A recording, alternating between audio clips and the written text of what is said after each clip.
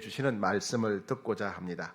안식일 다음 날, 그러니까 예수님이 금요일 날 못 박히시고 토요일 안식일을 지나고 주일이 됐죠. 주일 새벽에 여성 제자들 막달라 마리아와 작은 야고보의 어머니 마리아, 그리고 큰 야고보와 요한의 어머니 살로메, 요한나, 이런 여성 제자들이 예수님의 시신의 향품을 바르기 위해서 예수님의 무덤을 찾아갑니다. 그런데 무덤은 텅텅 비어 있었고 예수님의 시신이 사라진 것입니다. 그때 천사들이 나타나서 예수님의 시신이 사라진 것은 예수님이 부활하셨기 때문이다. 그분이 너희들 만나 주실 것이다. 이렇게 알려줍니다. 여성 제자들은 즉시 예루살렘으로 달려가서 남성 제자들에게 이 소식을 알립니다. 그런데 문제는 뭐냐면 이 남성 제자들이 이 소식을 믿지 않는다는 것입니다. 오후에는 글로바와 그의 아내가 고향으로 돌아가다가 엠마오에서 부활하신 예수님을 만나게 됩니다. 그들도 역시 즉시 예루살렘으로 돌아와서 제자들에게 이 소식을 알리게 됩니다. 그런데 제자들이 역시 믿지 않았다 하는 내용이 바로 앞에 있는 내용입니다. 이와 같이 예루살렘에 있는 제자들은 예수님의 부활에 관한 소식을 믿지를 않았다는 거예요. 첫 번째는 막달라 마리아와 여성 제자들의 증언을 믿지 않았습니다. 여성 제자들은 향품을 가지러 갔다가 천사들이 예수님이 부활했다는 부활하셨다는 얘기를 들었고, 막달라 마리아는 무덤가에서 울고 있다가 부활하신 예수님을 만나게 되었죠. 지난주 설교였습니다. 그런데 그 여성 제자들과 막달라 마리아가 예루살렘에 가서 남성 제자들한테 예수님이 부활하셨습니다라고 얘기하는데 믿지 않았다는 거예요. 11절 말씀, 오늘 본문 앞에 있는 11절 말씀입니다. 그들은 예수께서 살아나셨다는 것과 마리아에게 보이셨다는 것을 듣고도 믿지 아니하니라. 여성 제자들의 말을 듣고 또 예수님을 직접 만난 막달라 마리아가 내가 예수님을 만났다 그러는데도 불구하고 다른 제자들은 믿지 않았다는 겁니다. 그리고 제자들은 글로바와 그의 아내가 엠마오에서 예수님을 만났다고 말하는데도 그 증언도 믿지 않았습니다. 오늘 본문 앞에 12절과 마가복음 16장 12절과 13절 같이 받들어 읽겠습니다. 시작. 그 후에 그들 중 두 사람이 걸어서 시골로 갈 때에 예수께서 다른 모양으로 그들에게 나타나시니 두 사람이 가서 남은 제자들에게 알리었으되 역시 믿지 아니하니라. 역시 믿지 아니하니라. 우리가 예수님 만났다, 보고 왔다 그러는데도 다른 제자들은 믿지 않았다는 겁니다. 오늘 마가복음에는 안 나오지만은 누가복음에 보면 베드로도 부활하신 예수님을 만났습니다. 그리고 다른 제자들에게 자신이 예수님을 만났다고 증언했지만은 역시 믿지 않았습니다. 듣고도 믿지 아니하니라. 역시 믿지 아니하니라. 역시 믿지 아니하니라. 제자들은 왜 예수님의 부활을 믿지 않았을까요? 예수님은 이미 여러 차례 예수님이 고난당하시고 부활하실 것이라고 여러 차례 예수님이 말씀하셨어요. 그런데도 믿지 않았습니다. 그런데 이상한 것은 예수님을 죽였던 대제사장은 예수님이 부활하실 것이라고 했던 소문이 퍼져 있었기 때문에 그 소문 때문에 로마 군인들로 하여금 예수님의 무덤 문을 견고하게 지키게 명령을 내렸습니다. 혹시 제자들이 시신을 가져갈까봐 무덤을 지키라고 명령했습니다. 예수님이 부활하실 것이라고 하는 것은 그것에 대해서 대제사장은 믿었는데, 그죠? 믿었는데, 제자들은 안 믿었어요. 누가 믿음이 더 좋아요? 이상한 그 모습이에요, 그죠? 제자들은 전혀 안 믿었단 말이죠. 왜 그랬을까요? 구약 성경 곳곳에 예수님의 죽음과 부활에 대해서 예고하고 있습니다. 그죠? 메시아가 오시면 고난을 당하실 것이고, 그리고 죽음 다음에 다시 부활할 것이라고 예언되어져 있는데 제자들은 구약 성경도 전혀 믿지 않았습니다. 성경도 믿지 않았고 예수님이 성경대로 또 그렇게 되실 거라고 말씀하셨는데 예수님 말씀도 믿지 않았어요. 그리고 앞에서 말씀드린 것처럼 부활하신 예수님을 만났던 다른 제자들의 증언도 믿지 않았습니다. 막달라 마리아가 내가 예수님 부활하신 것을 만났다 그러는데 안 믿었어요. 글로바와 그 아내 마리아가 엠마오에서 예수님 만났다 그러는데 안 믿는 거예요. 베드로도 나도 예수님 만났다 그러는데 믿지 않습니다. 자, 그러다가 그날 밤 저녁입니다. 아마 주일 저녁인 것 같아요. 주일 저녁에 제자들이 식사하고 있을 때 그때 예수님이 제자들에게 갑자기 밤에 찾아오셨습니다. 자, 14절 말씀입니다. 14절 시작. 그 후에 11 제자가 음식 먹을 때에 예수께서 그들에게 나타나사 그들의 믿음 없는 것과 마음이 완악한 것을 꾸짖으시니 이는 자기가 살아난 것을 본 자들의 말을 믿지 아니함일러라. 예수님은 제자들의 믿음이 없다고 마음이 완악하다고 꾸짖으셨습니다. 왜 구약 성경에 메시아가 고난당하고 다시 살아난다 그랬는데 왜 안 믿느냐? 내가 여러 차례나 말했는데 여러 차례나 내가 예루살렘 가면 고난당하고 죽고 살아날 것이라고 얘기했는데 왜 믿지 않느냐? 왜 부활한 다음에 부활한 나를 만난 다른 제자들이 증언하는데 왜 믿지 않느냐? 그들의 믿음이 없는 것과 그 다음에 마음이 완악한 것을 책망하셨어요. 이 마음이 완악하다는 말은 딱딱하게 굳었다 이 말입니다. 마음이 딱딱하게 굳었다. 고집이 세다. 자기 생각을 바꾸지 않는다. 이게 마음이 딱딱하다, 완악하다 그런 말이에요. 예.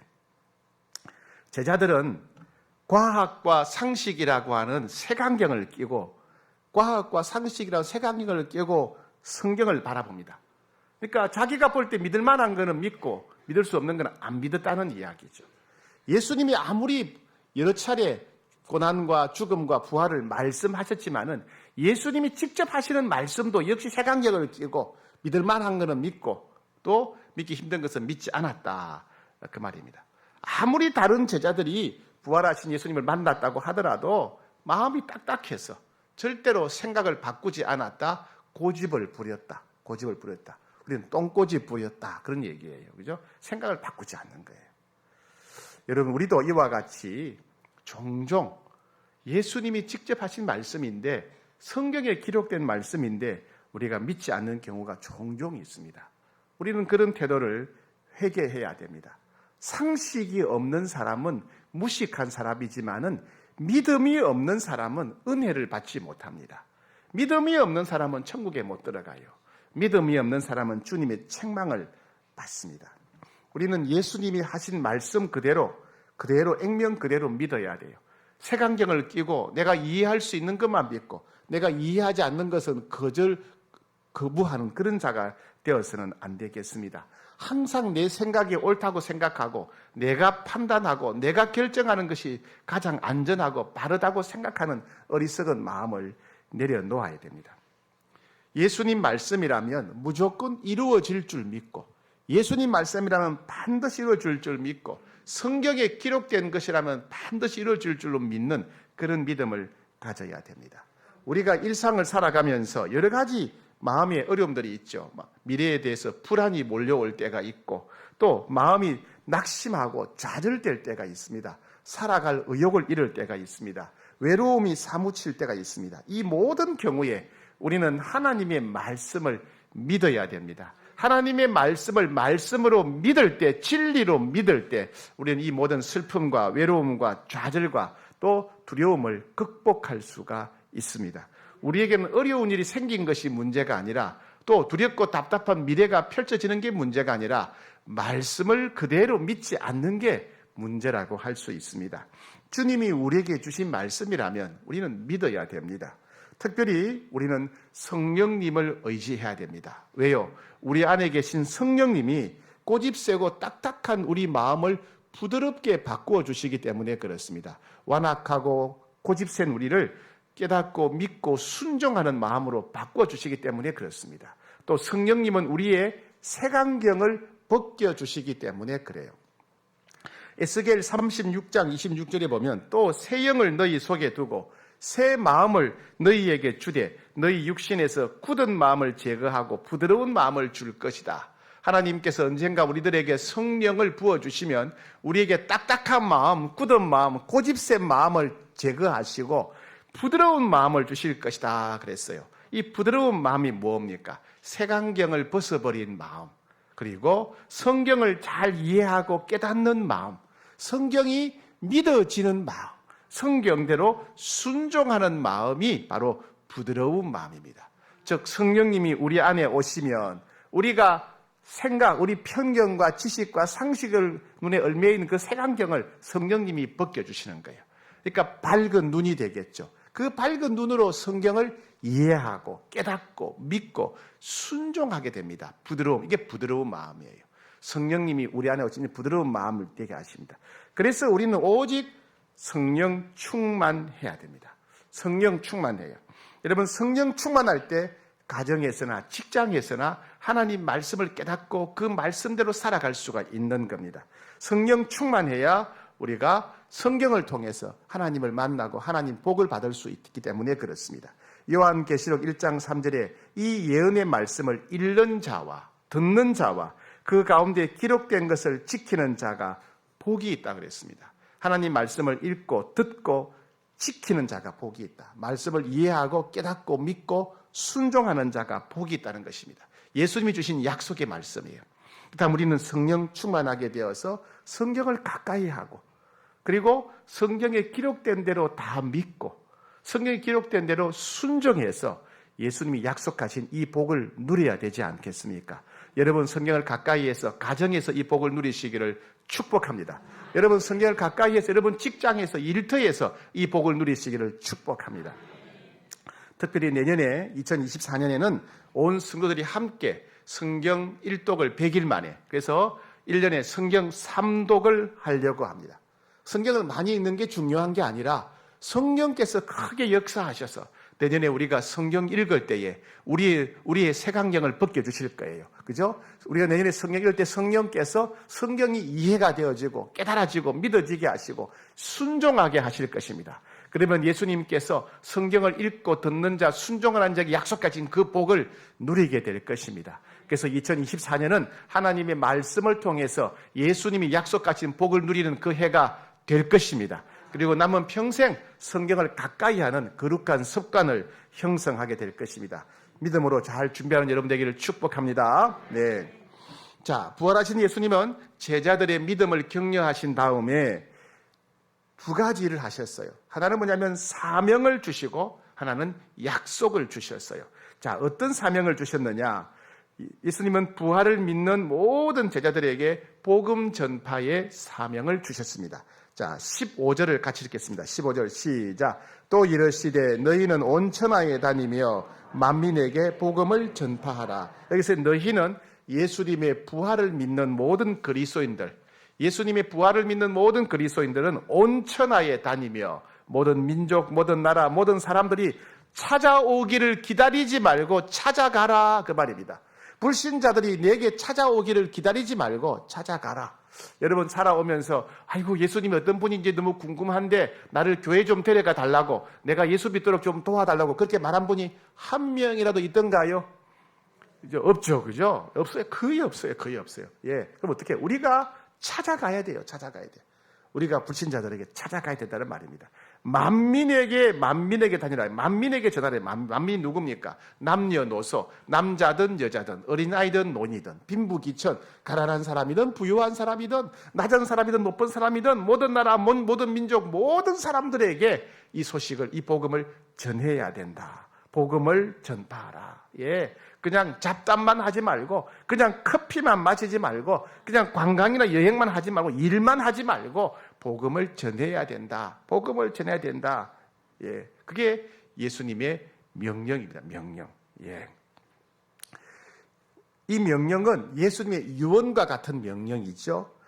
우리 주변에는 헌법과 율법이 있는데, 헌법과 법률이 있는데 어떤 나라의 어떤 헌법과 법률보다도 더 중요한 것이 바로 이 명령입니다. 지구상에 존재하는 모든 명령보다 더 엄중한 명령이 바로 이 명령입니다. 이 명령을 지상명령이라고 합니다. 온 천하에 다니며 만민에게 복음을 전파하라. 이것은 지구상에 있는 모든 명령, 어떤 명령보다 더 엄중한 명령, 그래서 지상명령이라고 합니다. 그래서 우리는 늘 전도에 힘써야 됩니다. 어제보다 오늘 복음 전도에 힘써야 되고 오늘보다 내일 복음 전도에 힘써야 됩니다. 이와 같이 이 복음 전도의 명령은 모든 성도들이 순종해야 될 최고의 명령입니다. 모든 성도들은, 예수 믿는 사람들은 앞으로 살아가면서 어떻게 해야 내가 예수님의 이 지상 명령에 더 잘 순종할 수 있을까? 이걸 늘 생각하고 기도해야 됩니다. 우리 남선교와 예전도에는 어떤 것보다도 우리가 어떻게 해야 예수님의 지상명령에 더 잘 순종할 수 있을까? 이것을 항상 생각하고 기도해야 됩니다. 우리 당회와 또 재직회와 공동의회는 우리가 어떻게 해야 예수님의 이 지상명령에 더 잘 순종할 수 있을까? 항상 이것을 생각하고 기도해야 됩니다. 목회자이든지 장로든지 집사든지 권사든지 새가족이든지 간에 예수님을 믿는 모든 사람들은 우리의 남은 생애에 어떻게 해야 이 지상명령에 더 잘 순종할 수 있을까? 항상 생각하고 기도해야 됩니다. 이것이 우리 홍익교회 사역의 핵심적인 방향이고 우리의 모든 가치와 우선순위를 분별하는 기준이 되어야 됩니다. 지난주에는 하이전도대 이제 추워지니까 마지막 닫는 예배를 드렸습니다. 한 20여 분이 예배 드리러 나오셨어요. 제가 이제 말씀을 전하다가 그런 생각이 들었습니다. 야, 하나님이 이분들을 너무너무 사랑하시고 기뻐하시겠다는 생각이 들었어요. 여러분, 우리는 그런 말 하죠. 10손가락 깨물어 안 아픈 손가락 없다. 그 뒤에 또 있잖아요. 더 아픈 손가락은 있다. 그죠? 그렇죠? 예, 10손가락 깨물어 안 아픈 손가락 다 아프고 자식들은 다 사랑스럽지요. 그런데 더 아픈 손가락 있지요. 그죠? 예. 더 아픈 손가락이 있어요. 더 사랑스러운 자리가 있다는 겁니다. 누가? 하나님은 우리를 다 사랑하시죠. 예수님을 보내주시기까지 우리를 사랑하세요. 영원토록 우리가 상상을 할 수 없는 마음으로 사랑하세요. 그런데 그 중에 특별히 하나님이 주목하시고 특별히 하나님이 더 귀하게 여기시는 사람들이 있어요. 누구냐 하면 복음을 전하는 사람들이에요. 복음을 전하는 사람들. 우리 부모 마음이 그렇잖아요. 우리 아이들이 어린이집 가거나 유치원 가거나 학교 가거나 직장 가거나 군대 가거나 했을 때, 우리 손자 손녀가 군대 가거나 했을 때 누군가가 내 아들 딸에게, 내 손자 손녀에게 잘해주면 너무너무 고맙잖아요. 내가 볼 때는 별거 아닌데, 그런데 내 아들 내 손자에게 그렇게 해주면 그죠? 얼마나 고마워요. 그게 하나님 아버지의 마음이라는 거예요. 예수 믿어서 죄의 문제를 해결하지 못하고 영원한 지옥 형벌에 버림받는 사람에게 찾아가서 복음을 전하고 그를 하나님께로 인도해서 하나님의 자녀가 되게 하고 천국 가게 한다면 하나님이 얼마나 기뻐하시겠어요. 그래서 한 영혼이 돌아오면 천국에서 잔치가 벌어진대요. 그게 하나님의 마음이에요. 아이고 좋아라, 아이고 좋아라, 아이고 좋아라, 아이고 좋아라. 지옥 갈 영혼이 이제 천국 가게 되었다. 하나님이 너무너무 좋아서 잔치를 벌이신다는 거예요. 그렇다면 그 복음 전하는 사람을 하나님이 얼마나 기뻐하시겠습니까? 그래서 여러분, 이왕 인생 사는 거 하나님이 특별히 주목하시는 인생이 되어야 되지 않겠습니까? 그죠? 이왕 사는 거 하나님이 기뻐하시고 박수 치시고 복을 베풀어 주시는 그런 인생 살아야 되지 않겠습니까? 남은 생에 온 천하에 다니면서 만민에게 복음을 전하는 사명 감당하는 여러분 되기를 축복합니다. 그리고 주님은 두 가지 약속을 하셨어요. 앞에서는 사명을 주셨죠. 그 다음에 두 가지 약속을 하셨죠. 첫 번째 약속은 뭐냐면 16절입니다. 16절 시작. 믿고 세례를 받는 사람은 구원을 얻을 것이요 믿지 않는 사람은 정죄를 받으리라. 예, 너희 말을 믿는 사람은 구원받고 너희 말 안 믿는 사람은 정죄를 받아서 지옥 간다. 이런 말씀이에요. 예, 우리가 전하는 말씀은 죄를 용서받느냐 용서받지 못하냐를 결정합니다. 우리가 전하는 복음은 내가 주인 되어 살아갈 것인가 하나님의 자녀로 살아갈 것인가를 결정합니다. 우리가 전하는 복음은 인생을 혼자 살 것인가 성령님과 함께 살 것인가를 결정합니다. 우리가 전하는 복음은 죽은 다음에 천국에 갈 것인가 지옥에 갈 것인가를 결정합니다. 우리가 전하는 복음을 믿는 사람은 영원한 천국에서 영생을 누리지만은 우리가 전하는 복음을 믿지 않는 사람은 지옥 형벌을 받게 됩니다. 여러분, 복음은 TV 광고와는 달라요. TV 광고는요, 들어도 그만, 안 들어도 그만이에요. 물론 들으면 좀 좋은 정보가 있을 수 있죠. 그죠? 그러나 안 들어도 괜찮아요. 별 탈이 없어요. 그런데 복음은 들으면 좋고 안 들어도 괜찮은 그런 게 아니에요. 복음은 광고와 다릅니다. 마치 난치병, 불치병을 치료하는 약과 같습니다. 아무리 약을 써도 난치병, 불치병이 치료가 안 되고 죽어갑니다. 그런데 그 병을 살릴 수 있는 약이 바로 복음이에요.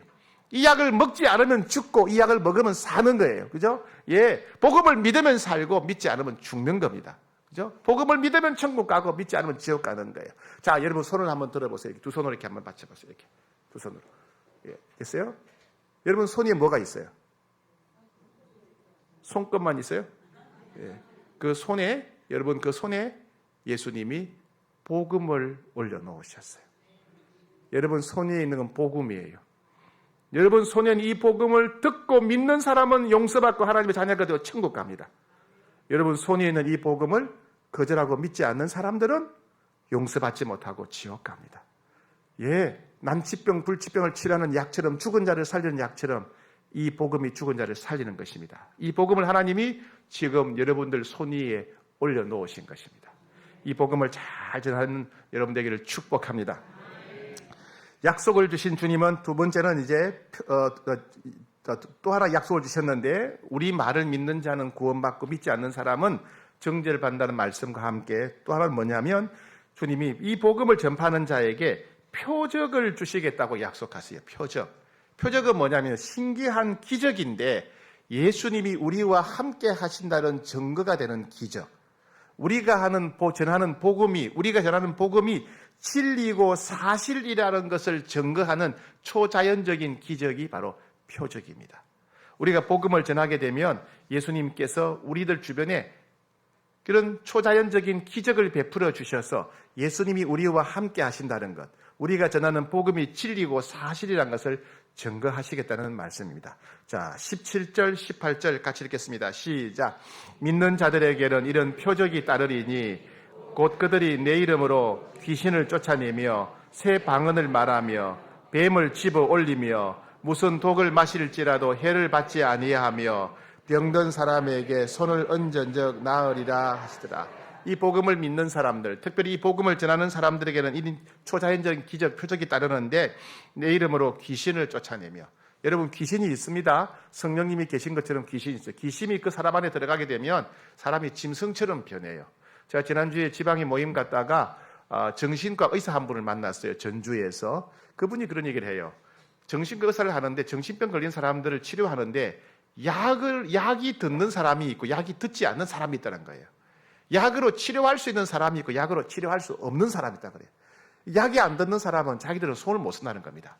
그 약이 듣지 않는 사람이 누구겠습니까? 귀신 들린 사람이에요. 네. 그래서 의사가 못 고쳐요. 그것은 오직 예수님의 이름, 권세를 가진 사람만 고칩니다. 의사가 약을 써도 안 되는데, 사람이 아무리 나가려도 나가지 않는데, 예수 믿는 사람이 예수님의 이름으로, 권세로 명령하면 악한 영이 떠나가게 됩니다. 그죠? 악한 영이 떠나가게 돼요. 그런 권세를 예수 믿는 자들에게 주셨다는 겁니다. 그들이 내 이름으로 귀신을 쫓아낼 것이며 새 방언을 말할 것이며, 방언은 하나님과 직통으로 대화하는 것입니다. 그래서 방언으로 하는 기도를 하나님이 다 들으시고요. 방언 기도는 100% 응답받는 기도입니다. 방언은 뭐냐면 하나님과 소통하는 것입니다. 예수 믿는 사람, 복음 전하는 사람은 하나님과 소통하게 되며, 그 말씀이죠. 뱀을 집어 올리고 무슨 독을 마실지라도 해를 받지 아니할 것을, 이 말은 뭐냐면 모든 위험과 유혹으로부터 보호해 주신다. 세상에는 위험도 있고 유혹도 있죠. 하나님께서 모든 위험과 유혹으로부터 보호해 주신다. 그 다음에 그들은 병든 사람에게 손을 얹은즉 나으리라. 예수 믿는 사람들은, 복음 전하는 사람들은 병든 사람에게 손 얹고 기도하면 병이 낫는다. 이것을 통해서 예수님이 우리와 함께 하시고 우리가 전하는 복음이 사실이라는 것을 증거하시겠다. 그런 약속의 말씀입니다. 오늘 주님은 우리들에게 여러 가지를 말씀하셨어요. 첫 번째, 믿음을 가져야 된다. 믿음을 가져야 된다. 말씀을 그대로 믿고 순종할 믿음을 가져야 된다. 특별히 성령 충만해야 우리가 가진 색안경이 벗겨지게 되고, 성령 충만해야 말씀을 그대로 이해하고 믿고 깨닫고 순종하게 되어서 주님 주시는 복을 받게 된다고 말씀하셨습니다. 성령 충만하기를 축복합니다. 그리고 너희는 온 천하에 다니며 만민에게 복음을 전파라고 하는 지상 명령을 주셨어요. 이 명령은 선교사나 목사님들만 갖는 명령이 아니라 예수 믿는 모든 사람들에게 주신 명령입니다. 이 명령 잘 받들어서 남은 생애에 복음 전하기에 힘쓰고 영혼 구원하기에 힘쓰며 지상 명령 성취한 여러분 되기를 축복합니다. 그리고 주님 말씀하셨어요. 우리 말을 듣는 사람은 천국 가고 우리 말 듣지 않는 사람은 지옥 간다. 우리가 가진 이 복음이 얼마나 엄중한 명령인가를 알고 이 복음을 귀하게 여기고 최선을 다해서 살아가기를 축복합니다. 그리고 표적을 약속하셨어요. 귀신을 쫓아내고 새 방언을 말하고 뱀을 집어 올리고 독을 마실지라도 해를 받지 않고 병든 사람에게 손을 얹고 기도하면 병이 낫는 이 놀라운 표적이 우리 홍익의 모든 성도님들 삶 가운데 일어나기를 축복합니다. 그래서 세상 사람들이 우리를 보고 저 사람들은 홍익의 성도들은 예수님이 함께 계시구나. 저들이 하는 말은 다 진리이고 진실이구나. 그렇게 깨닫게 되기를 축복합니다.